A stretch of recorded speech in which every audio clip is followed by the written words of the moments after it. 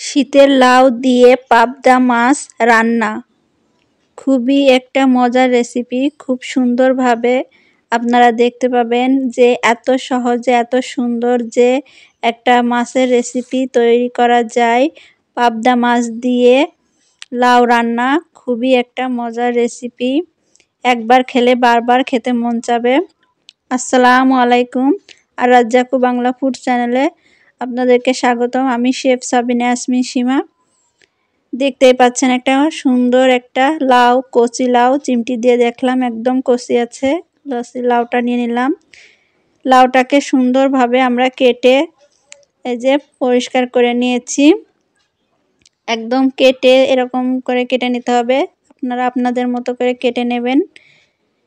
এখন এখানে আমরা পেঁয়াজ, কাঁচামরিচ, রসুন কেটে নিয়েছি। নিয়ে এখানে আমরা চলুন রান্না শুরু করি। প্রথমে কড়াইতে তেল দিয়ে দেব।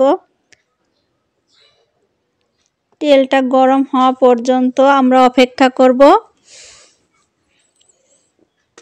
তেলটা যখন সুন্দরভাবে গরম হয়ে যাবে তখন আমরা এখানে এই যে পাবদা মাছ নিয়েছি, পাবদা মাছগুলো এখন লবণ দিয়ে দেব 1 চা চামচ, আর হলুদ দিয়ে দেব 1 চা চামচ।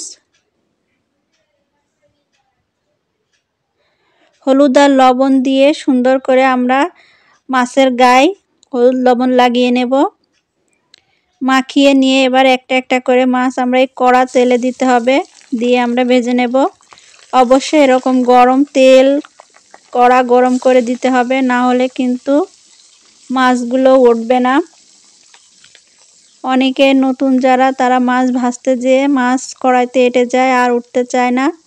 আসলে এটা অতিরিক্ত গরম করে তেল নিলে আর মাছ ভেঙে যায় না। এখন আমরা উল্টিয়ে দেব।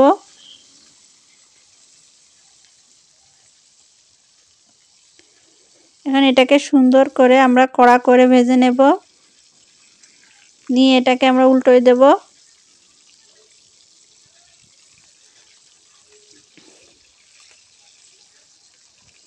দেখুন কত সহজে উল্টে যাচ্ছে আর একটি মাছও কিন্তু ভেঙে যাচ্ছে না। এভাবে যদি আমরা ভেজে নিই তাহলে কিন্তু মাছ ভাঙবে না। আমি শেফ, আমি দীর্ঘ ট্রেনিংয়ে অনেক কিছু শিখছি, সেটা আপনাদের সাথে আমার এই রান্না সাথে আমি আপনাদের সাথে শেয়ার করার চেষ্টা করি। আপনারা যদি আমার চ্যানেল ভালো লাগে তাহলে সাবস্ক্রাইব করে বন্ধু হিসাবে আমার পাশে থাকবেন, তাহলে যখনই আমি ভিডিও দেব তখনই আপনাদের কাছে পৌঁছে যাবে। এবং আপনারা সাবস্ক্রাইব করলে আসলে বোঝা যায় কোন কোন বন্ধু আমার পাশে আছেন। এখন আমরা একে একে মাছগুলো তুলে নেব। আর সাইডে আমি মরিচ পেঁয়াজগুলো দিয়ে দিয়েছি। এখন আমরা একে একে মাছগুলো তুলে নিয়ে আমরা মরিচ পেঁয়াজটা ভেজে নেব।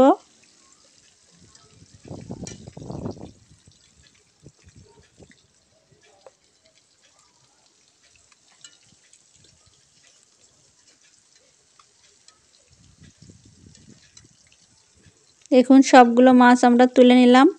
এখন আমরা পেঁয়াজ মরিচটা সুন্দর করে ভেজে নেব।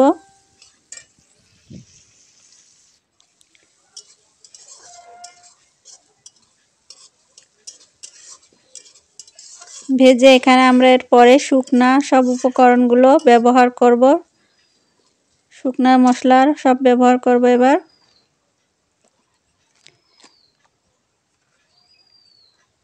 এখানে আমরা 1 চা চামচ লবণ দিয়ে দিলাম।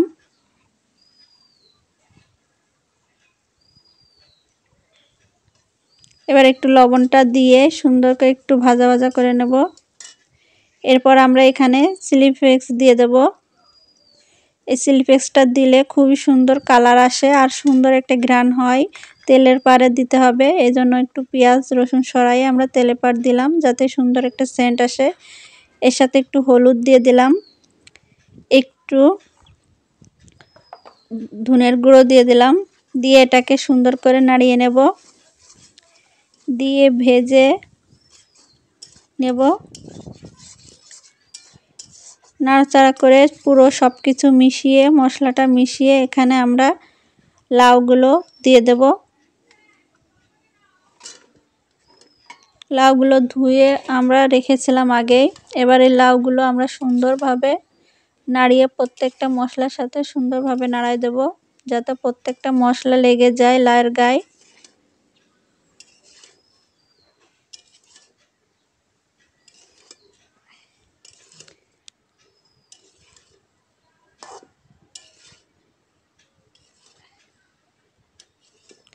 দেখুন বাটা মশলা ছাড়াও যে এত সুন্দর একটা ঝোল হয় আপনারা ভাবতেই পারবেন না। সুন্দরভাবে বেশি বাটা মশলা খেলে কিন্তু শরীরের জন্য ক্ষতি।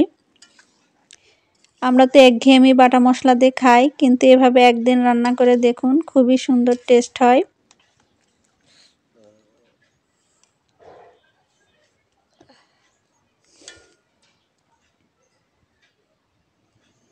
এবার একটু নাড়িয়ে আমরা আবারও একটু কষিয়ে নেব।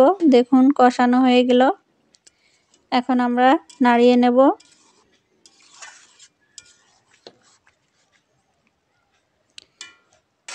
নাড়িয়ে এখানে আমরা এবার ঝোলের পানি দিয়ে দেব।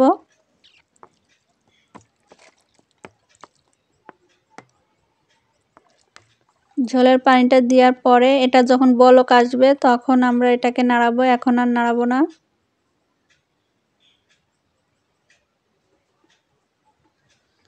এই যে বলক এসে গেছে, এখন আমরা নাড়িয়ে এখানে সুন্দর করে নাড়াই নেব। নাড়াই নিয়ে এখানে আমরা মাছগুলো দিয়ে দেব।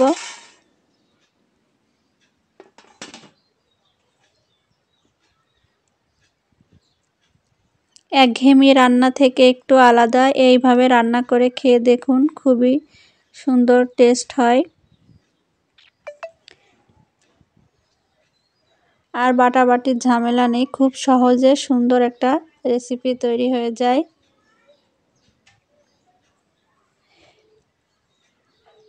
দেখুন সবগুলো মাছ আমরা একে একে বসিয়ে দিলাম। দিয়ে এখানে একটু আমরা জিরে গুঁড়ো দিয়ে দেব। জিরে গুঁড়ো দিয়ে এই যে মাছগুলো, আরও একটা মাছ রয়েছে, আমি মাছটা দিয়ে দিচ্ছি।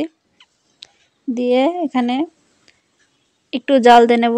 এই যে দেখুন কমপ্লিট আমাদের রান্না। দেখুন মনেই হচ্ছে না এটা আমরা পেঁয়াজ মরিচ কেটে রান্না করছি। দেখুন কতটা লোভনীয় হয়েছে, আর কতটা মাখো মাখো হয়েছে, আর কত সুন্দর হয়েছে, আর কত সহজে সংক্ষেপে রান্নাটা হয়ে গেল, আর খুবই সুন্দর মজার আর টেস্টি। একবার একঘেয়েমি রান্না খেতে খেতে না খেয়ে একবার এইভাবে রান্না করে দেখুন, খুবই টেস্ট হয়। ভালো থাকুন, সুস্থ থাকুন, আর রাজ্জাকু বাংলা ফুড সাবস্ক্রাইব করে পাশে